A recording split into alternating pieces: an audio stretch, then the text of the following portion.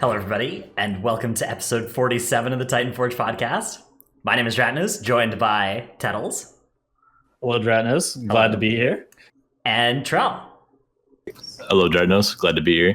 Hello, glad to be here as well. Welcome back, both of you. Did you have a nice weekend? Nice past week, Tettles? Weekend was long.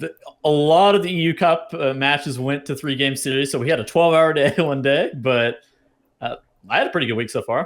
Yeah, that was wild. Those it was like the majority of the matches on day one were 3-game series, which I did not expect to see that happen. There were a lot of upsets there. Or not upsets, but like surprising at least 2-1s. Trell, how about you? How's your past week been? I didn't cast, but I enjoyed watching the same cup. That was a really exciting cup. All the matches seemed pretty well balanced, at least the ones that I saw. Really great stuff. Yeah, so that's some of what we'll be talking about today is the MDI, what happened, and we'll have some recap. We have some clips of what happened last weekend as well that we'll show you guys. So if you didn't watch it, we have some of the coolest pieces of technology that people discovered and created in this past weekend. And there were a few of them. I was surprised actually by how many new things we saw there. Oh yeah, absolutely. Charles, have you been pushing keys this week at all? A little bit so far. We'll see. I did a 24 free hold yesterday. What the hell? Dragged my undergeared brewmaster through it. Invite? I got invited. I'm not really starting groups doing it. You don't make groups anymore? Nope. Yeah, it's making groups is really hard. Much easier to just sit around and be like, anyone need a person? Sit around AFK and Dazarlor. Yeah. Yep, AFK and Dazarlor. That's the sign. That's the waiting room, dude. Yep. You slash sit on the bench and you just sit there and you're like, all right, now I wait. Yeah.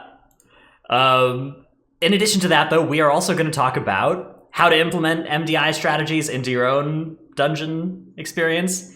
And we're going to talk about the new Halls of Atonement dungeon, which is something that Tettles and I had the opportunity to test on Alpha. And Trell, I understand you now have a little bit of Alpha access yourself.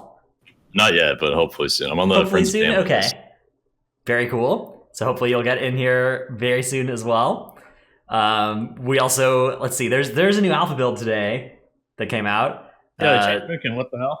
They changed quite a few little things, yeah. Did they nerf Starfall? Not yet. No. Not yet. They like to save the Starfall nerf until right before the expansion comes out. Just to stick the dagger into Tettles. Yeah. And then we also have an interview from Ian about a lot of different stuff. We'll cover the most important bits of it and have a link to it as well. So that's going to have some interesting information about Shadowlands as well. But first, let us thank our supporters over at patreon.com/Titanforge, allowing us to make the show every week. They are Paul of US Proudmoore, King of Skills, VTech XD, Zuko, Ja, Drunk Swede from Legion of Lemmings Argent Dawn EU. I Wish I Was Dratnos' Dino Pillow. Thanks Tettles, Heltari, Ishio, Blue of Emerald Dream, Chromed, Seraphicus, Trekkie, The Marsh Hare, Regulus, Never Nude, Grizzjam, Chewy, A New Belore Trelana, Peleon, who ran out of jokes for his segment, Coke Dog's Gopher, insert Worgen death joke here, Dratnos' main basement captive. Oh my god. Raiten of the Guild, and they are on Taran Mill, and they are recruiting Mage and Warlock. And please nerf Starfall. Thank you to most of you for your support. And you can continue to tell us whatever you want us to say for your name there. Tettles, you doing okay? I'm good, dude. All right. Okay, so why don't you give us a breakdown of what happened in the EU Cups last weekend in the MDI? So Method EU won again, but Perplexed looked really good. Beyond that, Deplete from Beyond was surprisingly strong as well, which is the Dr. J team. Perplexed is the old Abracadabra team. I guess those would be good references for people who haven't been watching as closely. Then beyond that, it looked like Self-Reliance. Self-Reliance, the boys, and Deplete from Beyond are all fairly close, I feel like, together, to the point where probably 2 of those 3 are going to get the land spot. I guess it's also been announced. What about Paying for Femme? Pain for Femme is also close as well, but Pain for Femme, I feel like whenever they win like high profile matches occasionally, but then we'll just kind of choke out randomly, and I don't know why. Yeah, they look better against good teams than they do against like less good teams. Like they look excellent against Method EU and Perplexed sometimes. They look like they could win against them, and then they lose to all the other teams in that 3 to 6 range.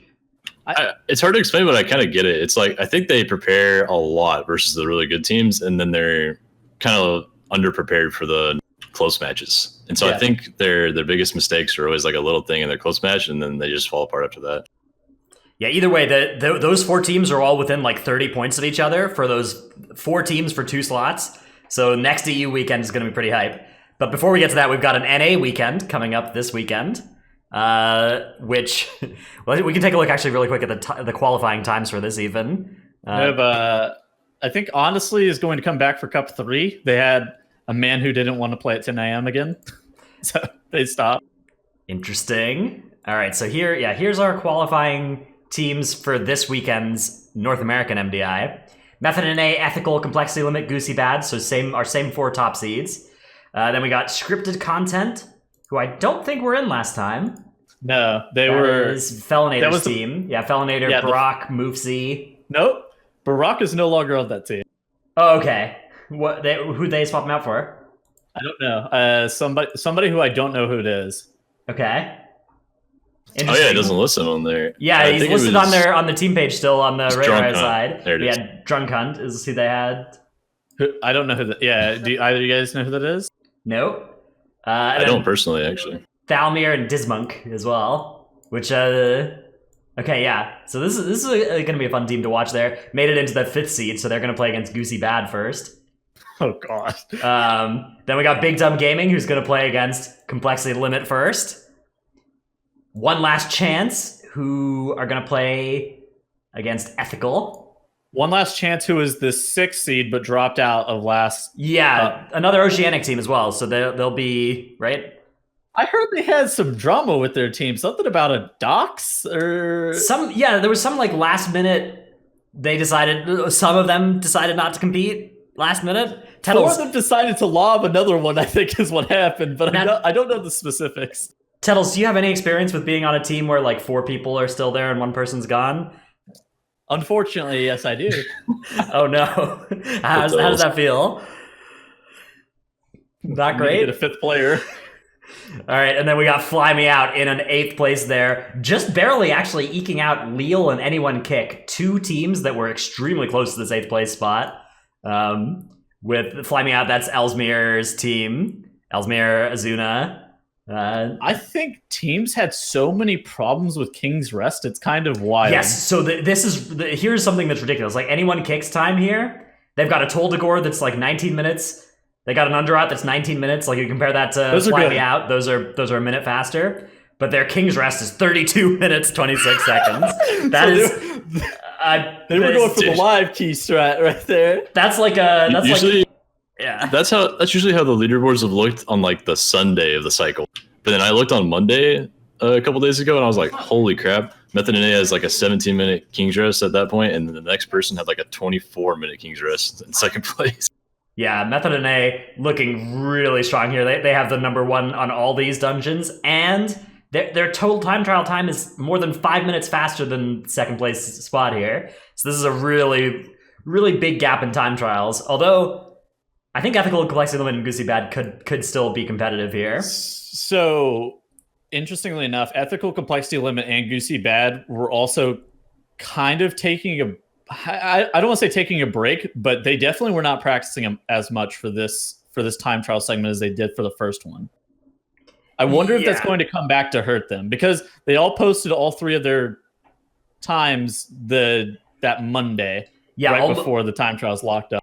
Almost all of these times were put up on Monday, which is wild. That's a level of procrastination that I'm extremely familiar with, but I mean, and I think that their times reflect that too. Mm-hmm. Lots of those times were definitely like 2 or 3 minutes behind their best. You can tell. Yeah. So we've got Honestly, who didn't compete this time, who hopefully will be back in next time, and I think Anyone Kick and Leal could also be competitive into this top 8 if they go for it in the last cup. But pretty likely that the 4 American qualifying spots are going to go to the top 4 teams of these these top 4 seeded teams, unless something weird happens. Astonished. Yeah, like I think one of the teams would have to just like break up and not compete the next cup, Yeah, and then like or a team like maybe Big they Ton, could lose it. like BDG or Fly Me Out could, spike a tournament and be in contention for one of those 4 spots as well. Sure. Because they played last weekend as well. It's possible, yeah. So that's what we're going to watch this weekend in the MDI on the Warcraft YouTube page. Let us return, though, to what new things we have seen from the EU Cup. So we've got 4 clips here of new things, new like polls that have developed. Here is the most wild one, I think. This is a really, really cool one. So this is from Method EU versus Perplexed in Waycrest Manor. And let me see. I guess I'll mute the game sound here. We were casting this. All right, fine. I'll just let you guys listen to us casting it. 8 times as much damage as the Prot Warrior, and there's no way the Warrior's ever holding threat. Look at the snap coming out, though, from Method EU. They are snapping onto the fountain here. Interesting. And then, Did they tricks him with the balls? snap! No Look at that, way, dude. That's wild. So they Okay. So for those who don't know, Gingy put Tricks of the Trade right on top of Now. Now gets in that snap spot. Gingy then walks up, tags Soulbound Goliath with that Tricks on him, teleports Now, and all of that trash that was sitting on top of the fountain, and snaps the whole entire pack onto it. Mirrors and Frag blow up that trash pack. Method U is so far ahead now. And look at That was wild there from Method EU. So they snapped the double snap there. Oops, that's the wrong. That is very much the wrong scene. All right, there's the right scene. Oopsie. Yeah, it's very, very, very, very cool. That's such Snap a disgusting. yeah, It's such a disgusting snap because whenever you put all of the mobs like right on top of that Soulbound Goliath for those DKs, the DKs are able to just instantly kill the whole thing. yeah, that is just really, really, really, really strong. Some of the things you don't see there in the clip, a lot of the things that wipe teams on that pole is actually getting to the boss with all the mobs trailing behind, and like sometimes they'll hit players in melee range, not the tank, because you just don't have enough globals to grab threat. And so that helps a lot with that. And I was really impressed to see that. Like Now had to charge in, get all the mobs himself that are in the courtyard. He goes to the fountain, he snaps them, and then the rogue is at the boss, Genji, who tricks his Now, and then everything ports to the boss once he's tricked. Yeah, that snap was invented by my Keystone Masters team, actually. Not this exact dungeon snap, but the snapping tanks with tricks to bosses. That's called the fact snap. And we did it in the Taltzar to Razan first. Oh, in this previous case then? Yeah, and Keystone Masters, that was us. You're taking a little bit more credit. I don't know if you invented that. Dude, we invented it, dude. We invented it. It's called the fact snap. Facts came up with it. His big brain. Yeah, okay. Maybe the Taltzar one. I'll give him a little bit more credit. We never did it in Waycrest or anywhere except Razan or any of the new stuff people have been doing with Razan. But I think we came up with it first. I didn't see anybody else doing it before we did. I've never done it, but I've known about that for a long time. All right, we are in now to the next new thing, which was, so this is Paint for Femmes strategy in Motherlode. Let's take a look here at their opening poll. I'm gonna mute the casting here so we can just keep talking about it here. So what they did was they grabbed all these peacekeepers and they sent like each member of their team to a different one to like activate them all at once, and then they just ran through and melded, and then the peacekeeper activations finished and got them in global combat and just ran to them, all like 7 peacekeepers all at once, and they were able to fight just 7 peacekeepers all at once. So yeah. So it's important to note that sometimes some of the peacekeepers will not proxy pull, yet some of them will. Most notably, that peacekeeper that's on the front right of the dungeon, like as soon as you walk in, that one that's like the nearest to you, whenever it activates and global combats you, it will proxy pull all the trash that comes to you, whereas the other peacekeepers in that middle pavilion area will not. That's how Paint for Femme was able to do that. Yeah, this is really good, and they took this match off of Method EU, although their time was quite a bit slower than some future Motherlode times put up by other teams and by Method EU's theoretical best time with their like most aggressive strategy. So something that's actually kind of important to note that you can actually do, you can like implement this in even a live route with how the peacekeepers will global combat you. You can have like a rogue walk over to some of those jockeys and they can just like pistol shot the jockey and then immediately vanish off the whole rest of the pack. And then the peacekeeper will global combat the rest of the guys that are sitting far away and run over to them. that Peacekeeper won't attack other players, and then you can just have that extra 12 count. Of course, you're not going to get the jockey count. Like, you lose the 4 count from the jockey, but you do get the 12 count from the Peacekeeper. So that is useful for some things, like if you really don't want to pull those laborers because they have low health. Bolstering weeks, I'm sure, could also be fairly good if you want to do just a big Peacekeeper pull. Yeah, Stuff like that. Sometimes there's like a Peacekeeper full area of the dungeon that you're not trying to actually go to, and you can just send a rogue over to Pistol Shot Vanish and get you one of those Peacekeepers. Yep. It'll run to you without proxy pulling the other stuff, except for that one at the very start of the dungeon. Except for the one at the very start. Do not touch that guy. that one will just proxy everything as it runs to you. I have no idea why it is different, but it do be. I knew there was one like that. I couldn't remember which one it was. Mm-hmm. I had to go test because Mordia in the Titanforge Discord was saying that he's like, I don't know how they did that. I was like, I swear that it just doesn't pull other things. He's like, but wait, I had it happen. And then the first one I try is that near one, and I'm like, wait, it proxied that. I was like, what the hell?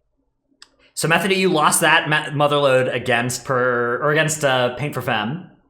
So they come back to the Motherload now, and against Paint for Femme, they'd done this strategy where they pulled the entire VMZ. And we were like, oh, are they gonna try and kite the obelisks here? But then they didn't do it against Paint for Femme. They just did 3 obelisks with boss and took the last obelisk to the boss after clearing the whole trash area. Against Perplexed, we saw them actually do their full strategy, which we'll watch here as they had Zalia grabbing all these things and running and kiting all 4 obelisks in after. In order to set this up, they had to clear 50% of their trash count from the last last quarter of the dungeon. But then Zalia was able to do the Awakened Kite here in the Motherload. And they were able to have enough healing by having all of their hunters playing a Bitband Logic Loop healing combo, which was also wild. So fucking stupid. Yeah, very cool. Actually, I think it's very smart. Yeah, very, very smart. Now, unfortunately, something went wrong here, and the spider ended up snapping back to the rest of the group, and that ended up causing them to wipe. No. They wiped the first time because Zalia needed to get in range to heal Mirez. Right, because the spider snapped back and cast on Mirez. No. The snapback spider was the second time around. The second time they pulled the boss. Yeah, the first time was Mirez. He reset the boss because he had to heal. But Zalia reset the boss because he had to heal. Because Mirez was low because he got a spider cast on him, is how I remember it. We will get to see this, though. We'll see it. Yeah. So yeah, this is the left-hand side of the screen here of the Method of You versus Perplexed matchup. So how much quicker do you think this theoretically is? Well, yeah, it's hard to say. I think that something like a 16-minute 30 Motherload is possible with this. Yeah, you can see the Zalia. And, okay, look, yeah, there's no spider here. I want to say that's bolstering specific. Right. The spider did snap back. So I'm not sure why the spider snapped back. I don't know exactly what caused that, but it definitely did. Maybe Zalia got too far away from it or something. No idea.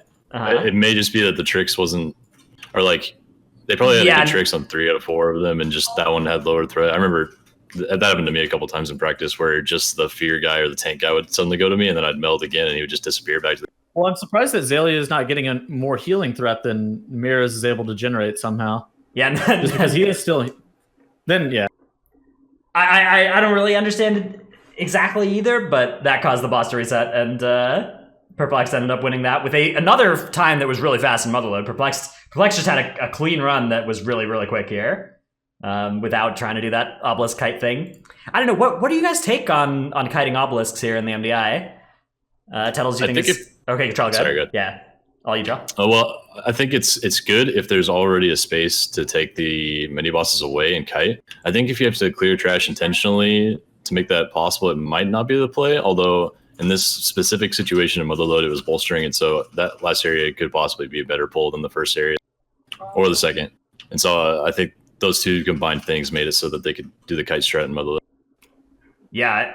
What about for like if you were Blizzard, Trell, would you keep it in, or do you think that it's like not something that should be there? Like, should it be possible? Yeah. Do you think it should be allowed? I don't know. I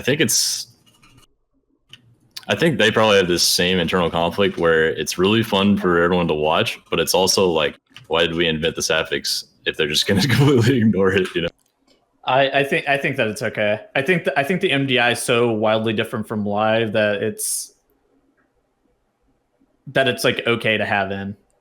Yeah, so I definitely like. I would think I would want to remove it if everybody was doing it, but I don't think we've ever seen two teams both kite obelisks in the same match. I think we've literally only ever seen teams disagree about whether or not it was right to kite the obelisks. Well, I know, yeah. And a lot of times, like even in Freehold this week, it was wrong for the teams to kite obelisks. It was a time lost to kite the obelisk because you're not able to cannonball barrage the middle pack that middle pack on Harlan. Like sometimes it's just like if you're able to pull trash into the boss, very infrequently is it a time save. Yeah, I think that, like, for me, I think the biggest part about why I would keep it in is because I think that it is actually making like teams do very different routes from each other, and like the question of whether or not the best move is to kite obelisks is open in like every dungeon, basically. Not every dungeon, but in any dungeon where you could kite the obelisk, it's really not clear whether you should.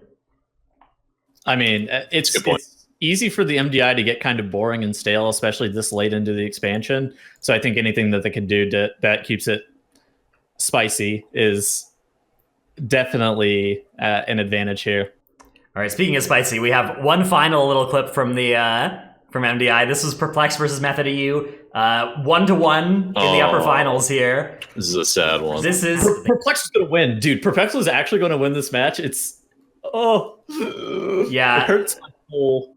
We have Divine got like knocked up into the air, heroic leaped, and that has some combination of that caused the spider to snap up there into the middle of the air. And that caused this entire fiasco here for Perplex that ended up resetting the boss. Hate it. Hate to see that, yeah. I mean, especially if you're going against a team like Method EU where there's zero room for error. Occasionally a spider on the wall just resets your boss.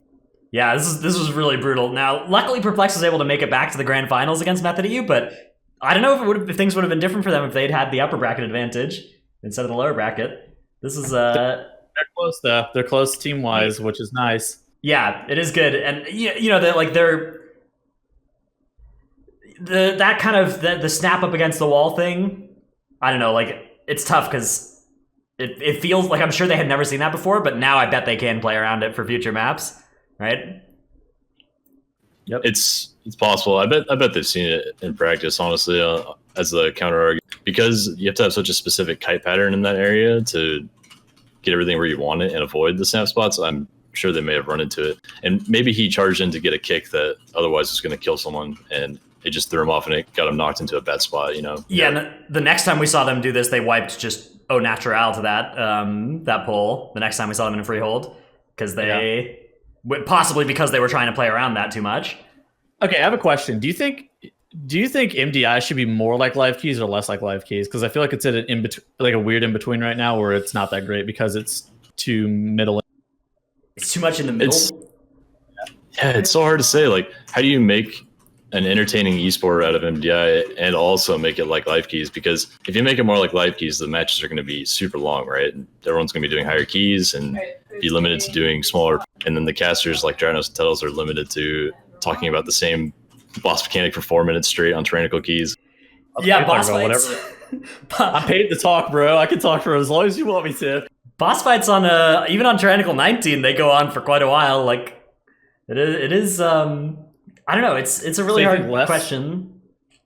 I don't know how. I don't know what I would change about the rules. I think one thing I would maybe look at doing is thinking about implementing the 1 per spec restriction that Keystone Masters had. Although even that I'm a little bit worried about because I'm a little bit worried we'd see fewer comps total than we do now if that was implemented. Well, something else that could be interesting is that they could just have a curveball every week, and like they know that they have to field a X class, or they have to. Yeah, you just ban hunters 1 week. They have to play this many obelisks with the final boss. Like you could only play 1 obelisk with the final boss, or just like it could be a bunch of different things, right? Yeah, that'd be kind of cool. That's true. That would be kind of interesting. That would be. So in some ways, you could put restrictions that make things look more like live keys, or you could put in like oddball restrictions that you've never seen on live, like or like double seasonal effects or some bullshit. Yeah, or you could just like double the enemy forces count required in the dungeon or something. Oh god. Some of those things would kind of suck for players, but at the same time would be more interesting for viewers. But I think the players would adapt. Anything like that would not be popular among the players. Like anything that changed the rules from Cup 1 to Cup 2 is not something the players want, because they want to be able to just practice one thing and not have their practice get thrown out every week. Well, on the other hand, it's not just about making the players happy, right? Yeah. I mean, what about the players learning the affixes day of then, and they have to create an MDT that day? So again, that the problem with that is that the practice, like Method EU and Method NA will have time to practice just a bolstering route, a sanguine route, for every dungeon, and the other teams will be even more screwed relatively. Okay. Yeah, I mean, part of the problem is that there are 3 pro teams and 13 amateur teams. Right, which is it's tough to I mean, I think if you can come up with a good rule set, you shouldn't worry too much about whether or not, like, a good rule set for the viewer experience. You shouldn't worry too much about whether or not it makes the pros even more favored, but because they're gonna win, they're favored either way. Best team's gonna win. Best team's gonna win anyways. Yeah. Yeah, it's true. But I don't know. Well, something I liked last season that was talked about in the MDI Discord was maybe just disabling something major that makes the MDI different than live keys, like shadow. Like, I think if they disabled shadow meld, it would force routes to be closer to how they are on live keys. But again, it's like that does cut off some of the population that does have shadow meld on live. But not really. Like, how many people are playing 5 Night Elf keys on live? 0. True, pretty close to 0. Yeah, like that. I mean, we don't know any push groups that play 5 Night Elf keys. Mm-hmm.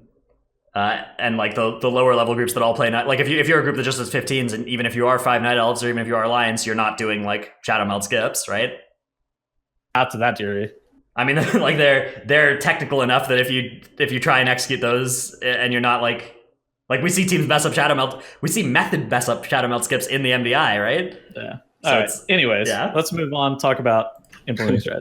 All right. Yeah. So let us. This is something that Trell, I think, maybe has the most kind of experience doing, as somebody who has designed paths for both MDI and live key pushing. So the question here is, how do you go about implementing strategies that you see in the MDI into your own live key stuff? Trell, what's kind of, I don't know, where do you want to start here? Well, Tuttles and I were talking about it before the podcast, and like the last time Tuttles was able to do that was in Legion, and he basically told me that he ran the same routes on live keys for the most part. By the way, just do the fucking humongous, most big pull in Nelf layer and just run it back. Do the absolute craziest pull in Black or Cold. It's like, yeah, dude, I've already our tank's already practiced this 1,000 times. You just kite it. I promise, it's really easy. Yeah, it's not like that. Just like the 10-second setup, and then after that, it was just like AoEing the mobs down, and so that was possible. In this expansion, I don't think it's even close. Like you can't set up a pull in a Tal'Dazar where you pull 35% count in the first pull. I don't think it's possible. And so what you have to do instead of doing that, just copying the whole pull, is you just take one part of it that you like and adapt that to your group on live. Like, let's say the group does a shadow meld skip that was pretty cool and revolutionary. You could maybe create the same thing with a rogue, pulling all the mobs to the side with parry, and then grappling hook away and casting vanish after that to get the whole group through whatever place they were getting. Yeah, or stuff like the way that the snap spots that teams find for the awakened mobs to move them really quick from point A to point B. That's something you can yoink into your live routes pretty effectively. It's like I talked about the Peacekeeper. Like whenever I spoke about the Peacekeeper, that can be implemented in live routes really easily. That's been in live routes before as well. Like pistol shotting one of those. Yeah. Good. Yeah, that's the fun part, is just being creative with what you can adapt from the humongous MD. Yeah, I also bet that, like, for the Waycrest Manor, I bet there's some strategy where your rogue can like run and like tricks mobs to your tank, and he's already standing on top of the fountain, and he can get the mobs to him. I doubt you're going to be snapping your your tank to Soulbound Goliath. I just don't think that's very reasonable. But doing stuff like that is fairly common. Or pulling Matron to the side and then pulling Soulbound Goliath through. That's useful for something else. Like, all of those things are useful in their own way. You just have to be able to look at them and take them piece by piece, and you can't just look at them as like, oh shit, they just pulled 10,000 fucking packs in a row. Yeah, I do think tricksing mobs to the tank on the fountain is like a pretty good thing to do. That makes the Gorgers handled and everything nicely for you. Yeah, it's a good point with the maggots too, because that that will instantly get them there before they have their spit queued up, and so it gives you a few more seconds before they start casting. Yeah.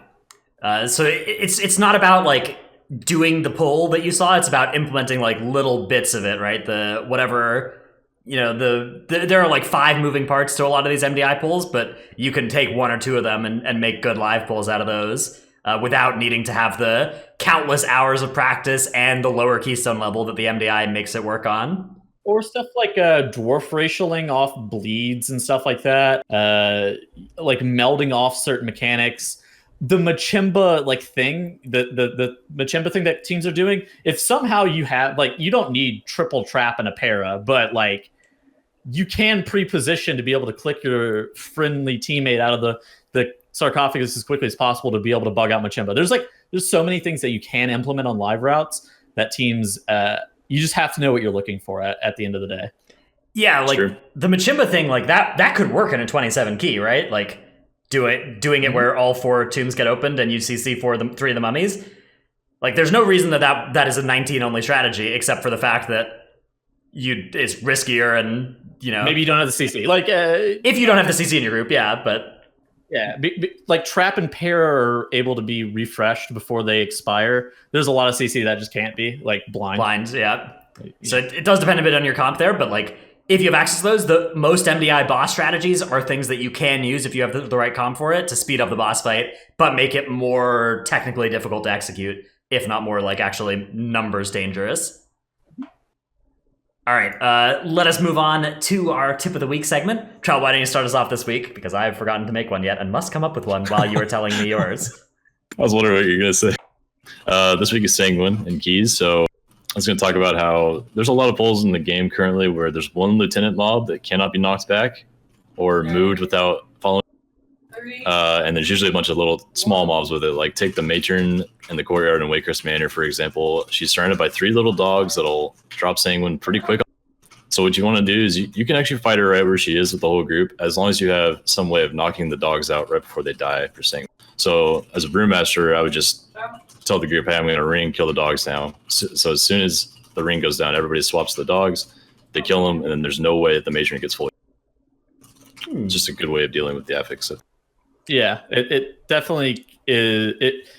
It works really well with lieutenant mobs, like Trell was saying, just because they can't be CC'd by a lot of random things. Ludwig von Tortolan is like probably my prime example of this. He can't be CC'd by like Ursula's Vortex, Typhoon, Ring of Peace, anything like that. He'll run all the way through it. You drop that right on top of him. You just knock those knuckle dusters, whatever mob you want, away. Yeah, Motherlode Peacekeepers, very much another spot where you need to do this because those are immune to CC, and they also cast sequence for like 10 seconds in a row.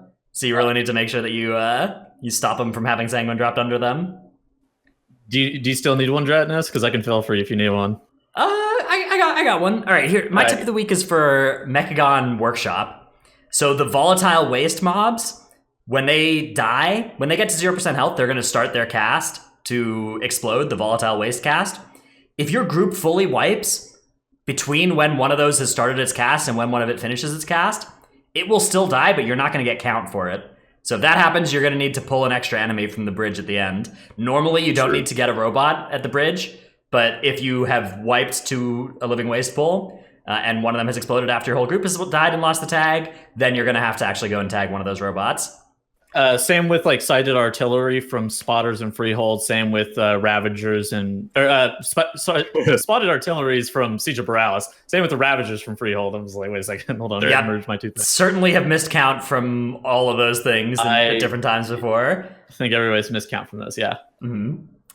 All right, Tuttles, let us investigate your clip of the week from our friend of the show, Andy Brew.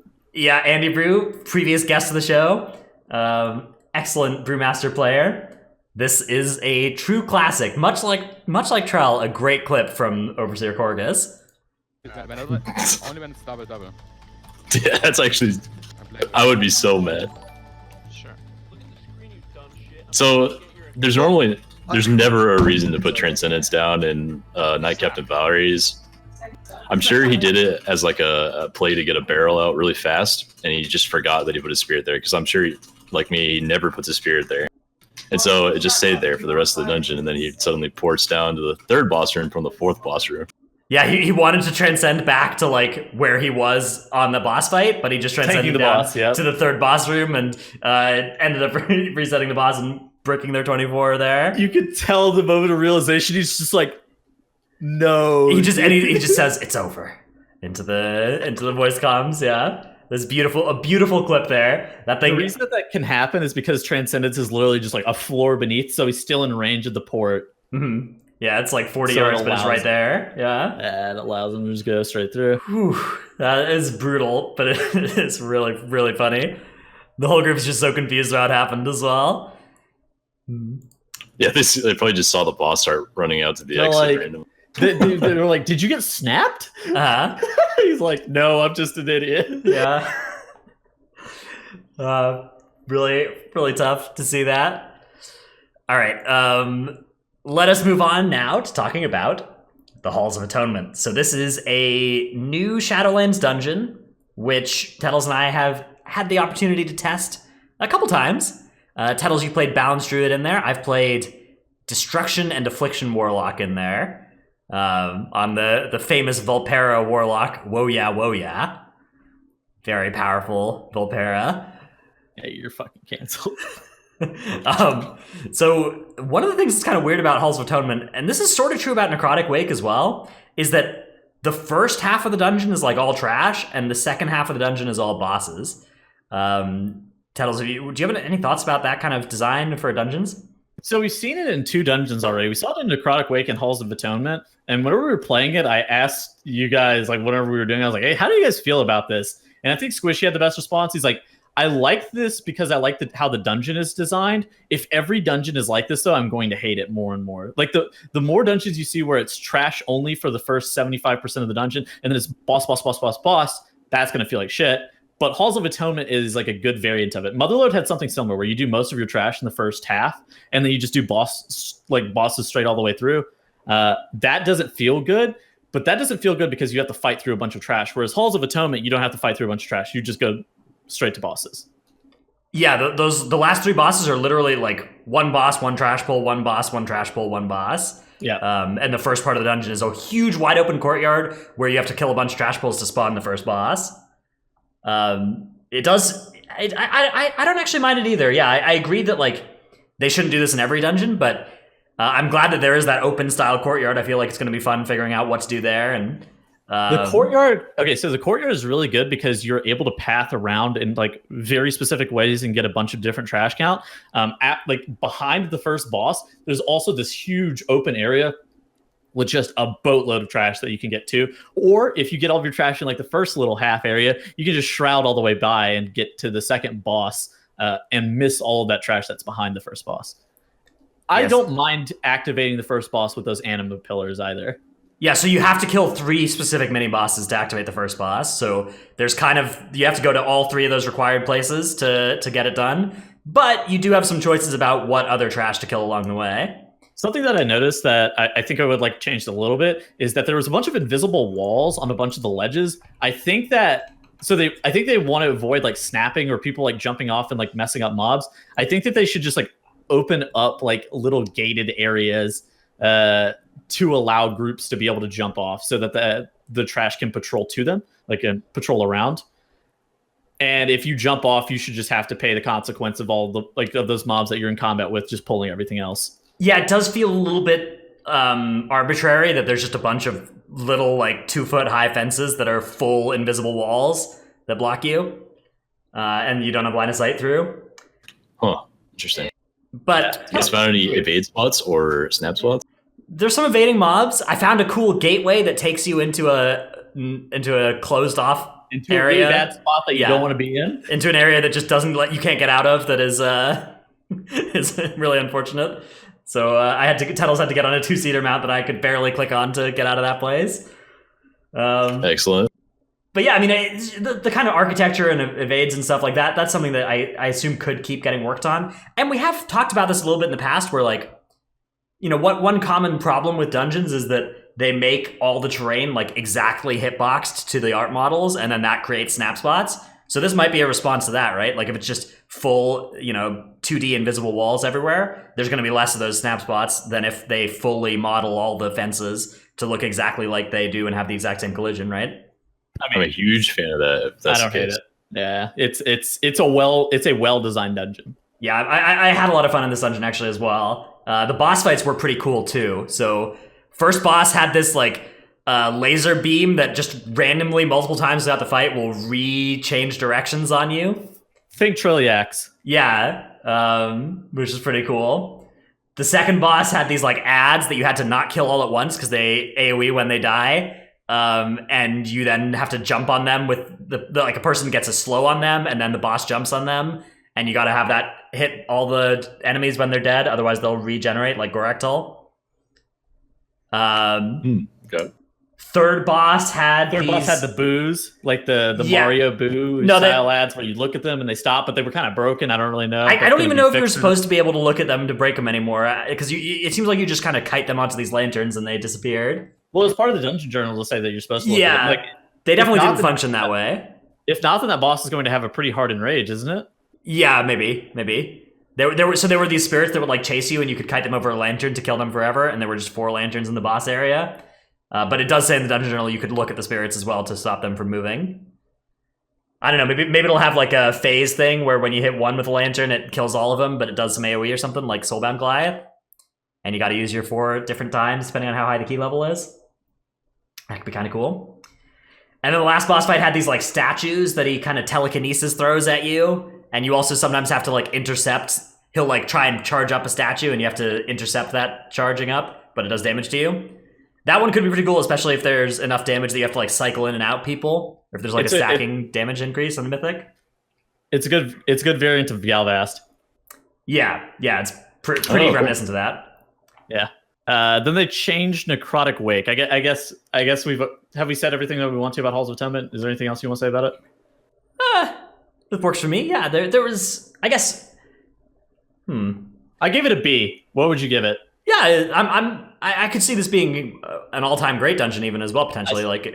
I said it's worse than Freehold, but I'm pretty sure it's a solid dungeon overall. I would compare it to Freehold with how open that first area is. Although it does have a little bit less of the full openness that Freehold has going on. Yeah, I give it a B. I said it's slightly worse than Freehold, but better than every other BFA dungeon. I'd say it has potential to land anywhere from the C to A range. Yeah, that's fair. All right, so then they changed a little bit about Necrotic Wake. So one of our major criticisms about Necrotic Wake is that the mages had that Frostbolt volley cast, and that kick was just fucking awful. They changed that. They cast Frostbolt now, and Frostbolt volley far less frequently. That's a really good change. The Fear guy that we talked about, how you can't actually run out of his circle in time, which was weird. He got changed to a melee kick rotation instead of a 10-second kick order. That's good. 10-second cast cooldowns on mobs is so stupid. That's that's wild. Yes, correct. That is absolutely true. They also removed a pack of trash. You had a double Fear guy pack with a bunch of the mages, and it was like, what the hell is this pack? That one got moved to teaming. Yeah, got moved to Probably. Shut up, Trados. And then there are these really cool objects as well on the ground in there, right, Tuttles? So there's like a spear and So let's say that there are like somewhere between 5 and 10 objects on the ground. So there's like a finite amount of them. So think spark bots, but they are on use. And they're one-time use. And there's, I don't know, like 5 to 10 of them. And they do different things. Like one of them is a big AoE healing, one of them is AoE stun, one of them is AoE silence, and one of them is just a fuck ton of damage. So like there's like you throw this javelin, it just it's like a 16-second bleed with a damage taken increase to everything that it hits, and it's like a line. Yeah, it pierces everything towards its target and hits them all with that. Yeah. These are really strong, but they are one-time use and like pretty skill intensive to use them. I think this is awesome. This is going to be really cool to like figure out where you're supposed to use these things. I think it's a solid take on the Sparkbot / Toldagor canon dynamic, where it's like there can be class or like dungeon flavor objects that are like RP elements to the dungeon that can scale with Keystone level, but they shouldn't polarize your dungeon. And I don't think that those do that because these might like there's a good there's a chance that you'll just like pull the whole dungeon and use 4 objects on them and kill that, right? I was gonna say it sounds like an MDI pull. But AoE stun, AoE silence, massive damage increase. Yeah. yeah, I don't know. We'll say it's dope. I like those. it was fun when we were doing it. I don't know what it's gonna scale into. Well, there's okay. Let's be real, Trell. They're so spread out that it's very hard to get multiple at a time. There's like 3 in the starting area, and then there's like 3 for the rest of the dungeon, and they're like far away. So maybe you could get like 1 per person and then like hold on to it. But I don't know if I would really want to hold on to it because I bet if you die, you lose it. Well, you just send a rogue ahead to go grab one, and then you pick up 3 in the starting area, and then you pull the whole dungeon. You probably line of sight it somewhere. I could see that. Maybe. Yeah, I'm not sure. That'll be have to fun. see. I want to give me alpha, please. All right. Let us advance to the Ian Hazakostas interview. So I'll put a link to this in chat. Here it is, the Wowhead live blog of it from twitch.tv/Zoltan, who's a French WoW streamer who did this interview. We can take a look at some of the stuff now. So I guess big ticket news.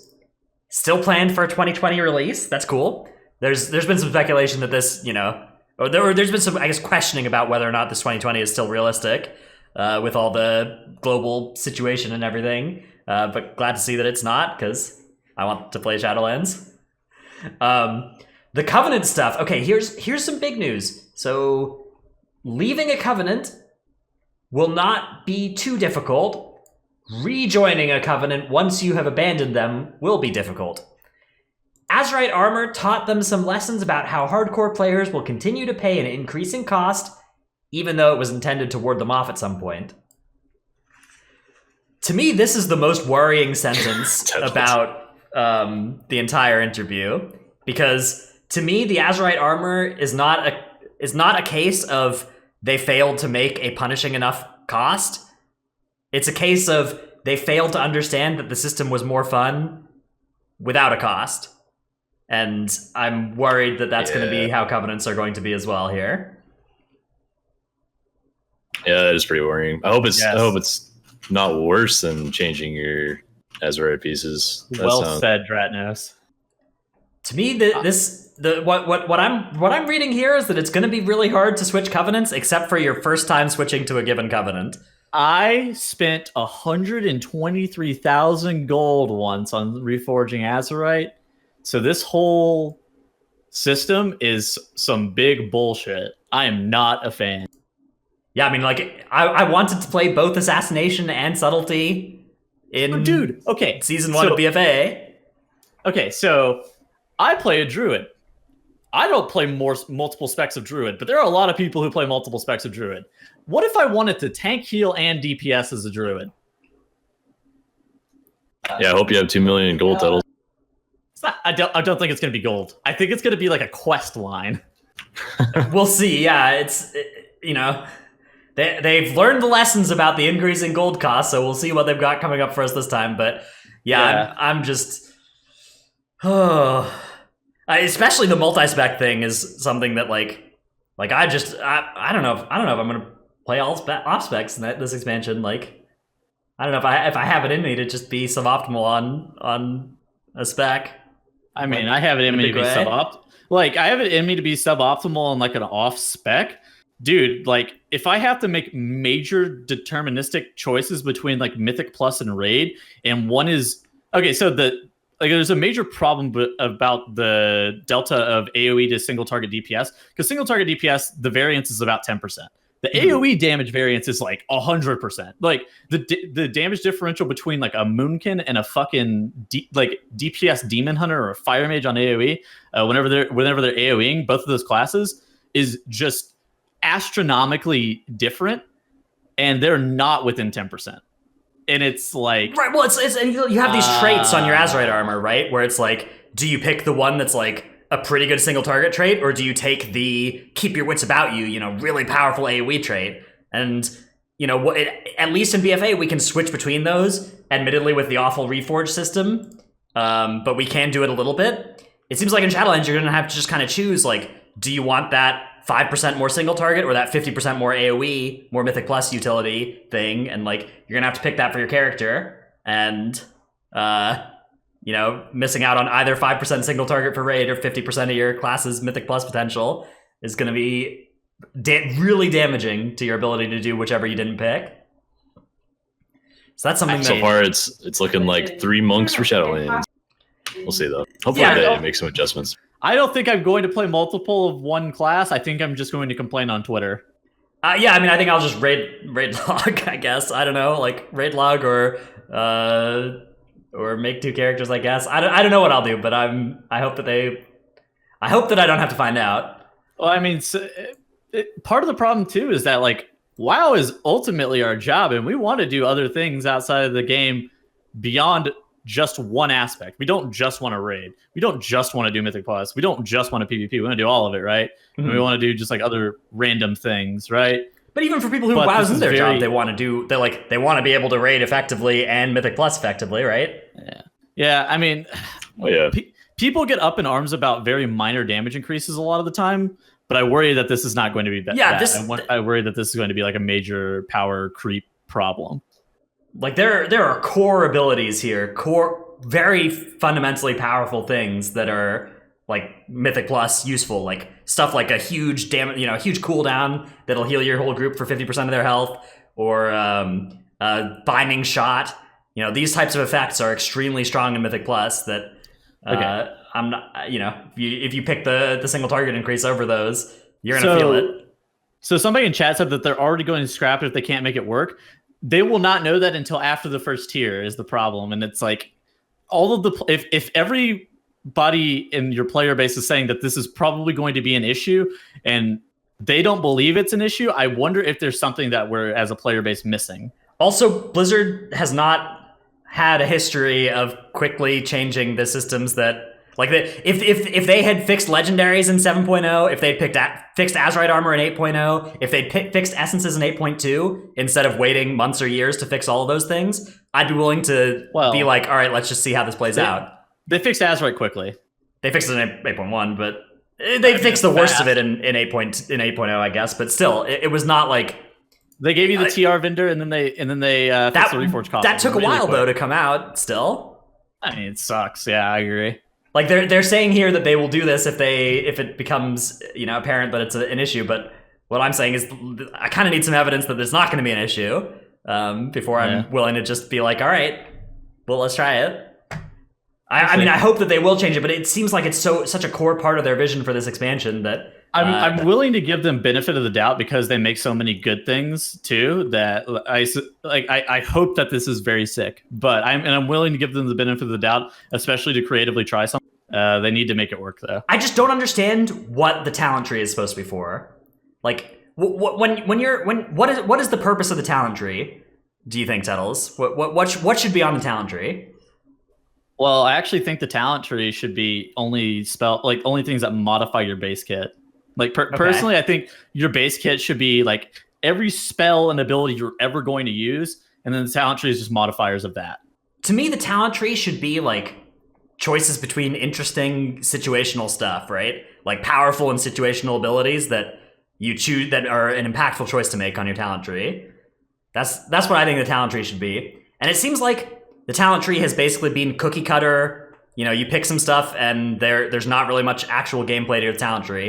It seems to me like in Shadowlands, they have created a huge set of really interesting situational abilities that is what the talent tree should be. And instead, you're gonna have to go into Shadowlands and effectively pick like all left talents, all middle talents, or all right talents when you make your character, and you don't get to actually switch between them.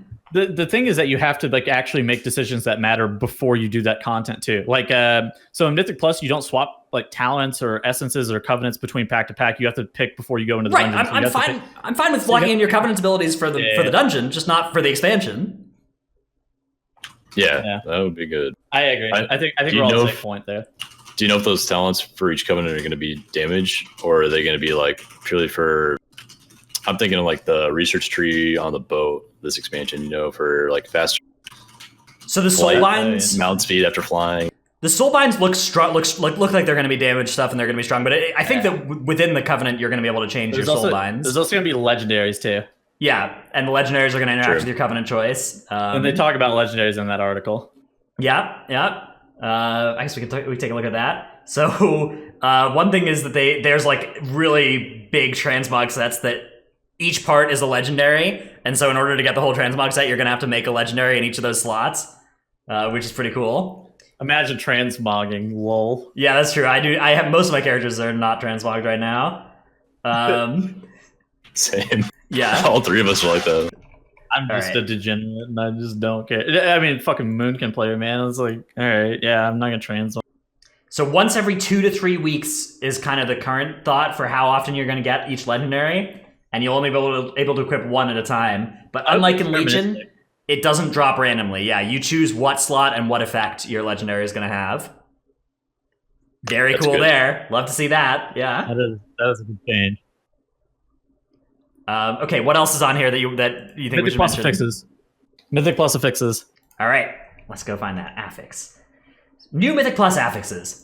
They plan on continuing seasonal affixes, yet to design it. They have yet to design the new seasonal affixes, but they want to. They may redesign 1 or 2 of the affixes if they come up with something good, and they will retune some of them as well. Mythic Plus is one of the last things they do because they want to understand the dungeons before layering more things on top of it. I like what they said. Yeah, that's reasonable to me. I'd like to see more than just some 0 to 2 reworks and retuning some of them. Like I'd like to see some bigger readjustments to how some of these things work. Like I think that the Quake, like a change on the style of what they did to Quaking is needed for affixes like Explosive, Bolstering, Grievous. I want them to get Mythic Plus on the alpha as quickly as possible so we can accurately test it and give a lot of feedback. Because I've been giving them a significant amount of feedback about their dungeon so far, just like on their forums, because they're actively reading those forums for alpha because they, like really early on, they can still make changes. So the quicker that they get them onto the alpha, the quicker that we can test like how the systems end up working, how they feel. I like the continuation of seasonal fixes though. I think originally I was not super hot on it, but the longer it goes, the more I'm like, you know what? This is probably for the better, and it does keep things less stale. Because part of the reason that Legion Mythic Plus went so well for so long is because it was so new. And the longer it goes, the less new it becomes and the more stale it gets. So seasonal fixes are a good way to keep it not that. Yeah, I think the seasonal affix done well is really good, but they have to be careful to not do more infesteds and beguilings. I mean, they hit us for every infested and beguiling, you get a reaping and awaken. So, I don't know. I feel like beguiling for a lot of players just turn them off of Mythic Plus for 6 months because it was just always active every week. I mean, infested killed it for me more than in beguiling. Yeah, sure, maybe. I'm giving more benefit of the doubt on infested because that was their first go at it. Okay, yeah, that's fair. But beguiling, didn't learn I the lesson of infested. infested. Unpopular opinion, but I did. Yeah, okay. You liked infested because it was your first season doing well in Mythic Plus. You can't. Yeah, there's always. Yeah, you liked Legion Mythic Plus because it was your first season doing well. Yeah. Oh, you say it. Although I did too, to be fair. That's what I'm saying. I think BFA done like there are some good Legion dungeons. There's some bullshit that I hated in Legion. I hated getting one shot. Never. Dude, I'm hyped about getting the legendary transmog sets. That's gonna be cool. This plate set, so cool. Yeah, the transmog looks really good. Yeah, so far. that's gonna be a really fun thing to work towards actually with legendaries. All right, let's move on to our question and answer segment. So I guess our first question here comes from Paul. Let's put this up on screen. All right, what is the significance of changing covenants but difficult to switch back? Seems like changing in response to a nerf might be the play for many, and THD levels of degen for the tippy top, but I'm unsure as evaluating systems is usually hard. So for me, I think that the good news here from that is that if you're somebody who wants to pick one covenant and then your covenant gets nerfed, the fact that it looks like it's going to be pretty easy to switch for the first time to a new covenant, that's probably good news for you. But if you're somebody who wants to do multiple specs that have different BIS covenants, or multiple different types of content that have different BIS covenants, it's still not something you're going to be able to reliably do multiple of those things on the same character. Yeah. Imagine you're a pure DPS and you don't just identify with one spec, you identify with the whole class. So say you're a Warlock and you want to play Affliction for some things, you want to play Destro for some things. Being able to reliably switch between those two because they do very different things is going to be hard. So there are some things that are spec specific, like for Druid specifically, there are spec specific interactions, and then there are class-specific interactions, and it kind of depends on which covenant you pick. For one, the class-specific interaction or the spec-specific interaction may be way better for one than the other, so you don't really want that. But then for the other one, it's like, this is like a really good generic one. Yeah, that's definitely something that like the mage covenant ability, one of them is like something that empowers your arcane blast, frostbolt, and fireball. And like those 3 abilities for arcane, that's likely to be pretty sick. But for frost and fire, you might choose one of the other covenants might be really good. And that was my point. Yeah, there you go. You gave a really good example of what I was talking about. And it's like, okay, so you don't closely identify with arcane, but arcane is the best spec to play. You want that covenant because it is so overwhelmingly strong for arcane. And then it's like, I want to play Frost and Mythic Plus because Frost is the Mythic Plus spec. And it's like, Frost doesn't want that. What the hell? They don't want 6,000 Frostbolts. Yeah, and there's like, some AoE ability for one of the specs, and or for one of the covenants, and you're just like, ooh, yikes. Well, Raid is also primarily single target, where Mythic Plus is primarily AoE. Mm-hmm. Yeah, so there's that tough. There's the dichotomy between like single target AoE. Each different spec might have a different good covenant, and then PvP versus PvE. All of those things might or might not. You might get lucky. You might just be playing a class that has one clear best covenant for all the kinds of content you want to do. And that is going to be a class that I will be heavily tempted to play next expansion to avoid all this. Please Moonkit. All right. Next question comes from Terracent in Discord. After Ian's interview today, what are your thoughts on the covenant swapping system being similar to swapping from Aldor to Scryers in Burning Crusade? Basically, you turn in an item for rep that's farmable in the world to turn your rep from one to the other. Maybe not as dramatically difficult as Aldor Scryer was at the time, but still not an ever-increasing gold fee. Yeah, so that was something that it took like a day of farming those materials or something, I think, to swap from Aldor to Scryer. Well, you can also buy the materials off the auction house too, or a bunch of gold from the AH, yeah. Hey, Drynos, after raid, do you want to come do this high mythic plus key? Sure, Joe. Give me 24 hours to get the materials to change my covenant. Yeah, let me go farming. All right, invite Tettles Jr., the other Moonkin. He's got the great covenant. Yeah. Oh, man. I guess my thoughts are, if the price is, I don't know of a price that will be high enough to make it feel like a permanent choice, but not low enough to be awful. Like, I don't know if there's a middle ground there that lets them preserve that permanent choice feeling without me feeling really bad. So yeah, Agreed. I don't know what that price could be, but if they can come up with one that does both those things, I'm all about it. Yeah, that sounds great. All right, Cat Gay from Discord asks, how does the Razan snap exactly work? And what kind of enemies can you snap with Razan? Trident and left side doesn't really snap. They snap the threat target back to them. I know what's happened here. That very first pack on the left doesn't snap to you. It snaps you to it. Yeah, it's because of the honor guards in that pack. Just the just the 3-pack at the very start. Everything else will snap to the tank. Almost every other piece of trash in Nataldazar you can will snap to you, but that one pack will snap you to it. So you can't. That's why Angry Toast, when they first did that snap, they didn't snap that pack. They snuck in and snapped only the back stuff in that left area. Trell and I were memeing about this earlier. What if your rogue tricks and hits the honor guard and snaps the tank to you, and you do like an undead plus living side combo snap as opposed to snapping to Razan? That sounds pretty cool. That actually sounds good. It might be possible if you have the AoE stuns, because you got to make sure that the shields don't go up during the Bonsambi's mantle cast. So usually the play is you AoE stun like 6 or 7 seconds into the pull, and it catches like 4 fiery enchant casts, so they all get interrupted. And if you snap the skeletons before that, and it also lines up with their shields, I think that would be really, really good. Yeah, maybe the tank can get in combat with the tank can get in combat for like 15 seconds so that they already do a shield, and then you can snap the tank. Something. Yeah, maybe. The other thing was casting. There's only a couple of mobs in a towel that don't snap to the tank like that. It's the 2 honor guards there at the front, and then also the 2 sky screamers that are sitting on top of the.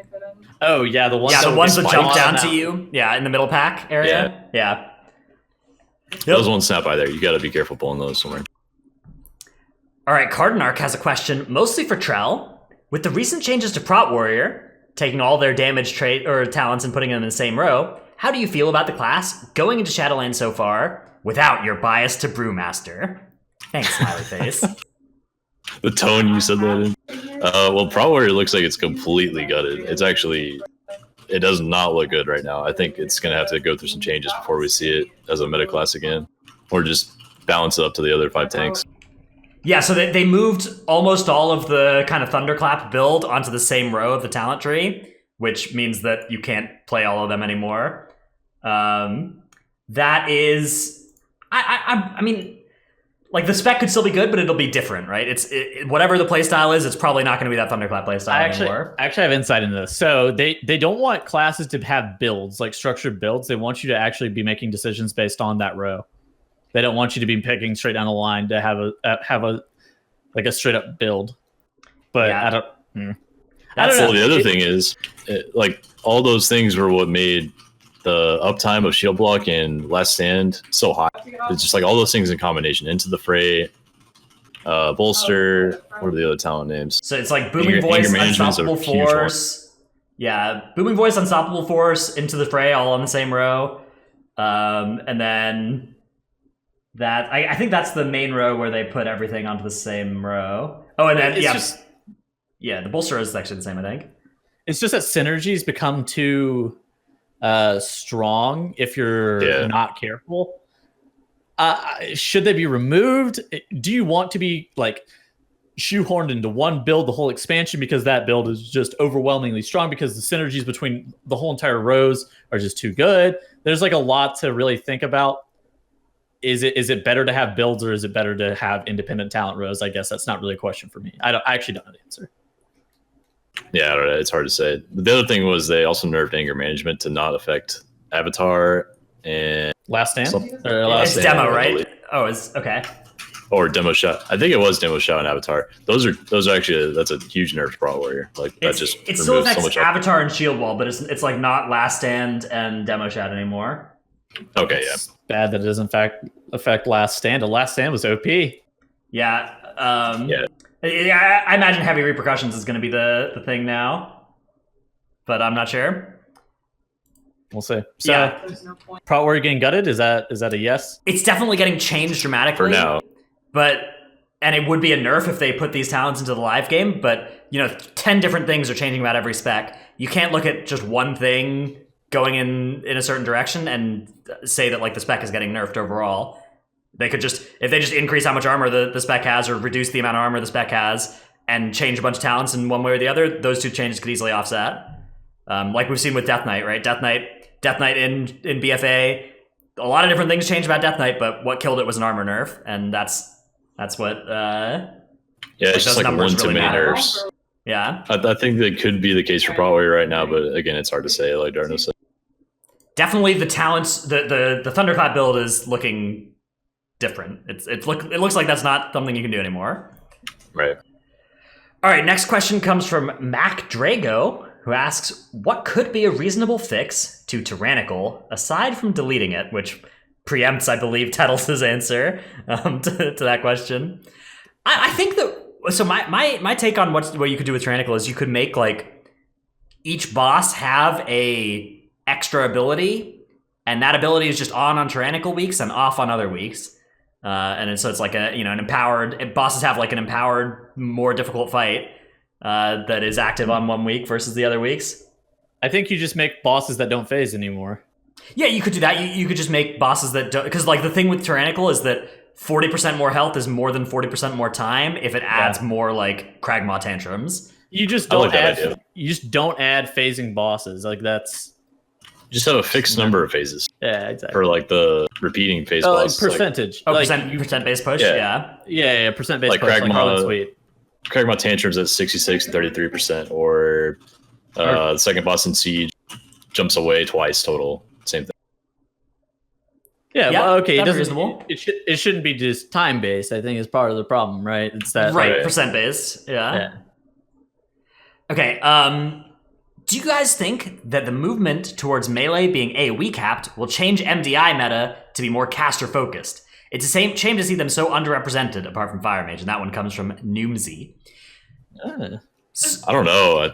I think it's going to be so different when all this goes live for MDI, because MDI is based around pulling the maximum number of targets that you possibly can to survive. I mean, Squishy was talking about this with Dratnus and I, or maybe it was just with me, and he was like, dude, I'm pretty sure the meta for classes next expansion is just you just bring as many untarget capped classes as possible. You just bring Sin Rogue, Unholy Death Knight. Unholy's got an 8 cap, I think. No, Unholy doesn't have a cap at all. In Bursting Swords getting capped? Fairly sure. I thought it got capped at 8 or something. Yeah, Bursting Swords to 8, I'm pretty sure it's happening. Targets. Yeah. Which is still... By the way, I think the point's right, where whatever class can make do with traits or whatever from their items that does uncapped AoE, that's the class that's going to...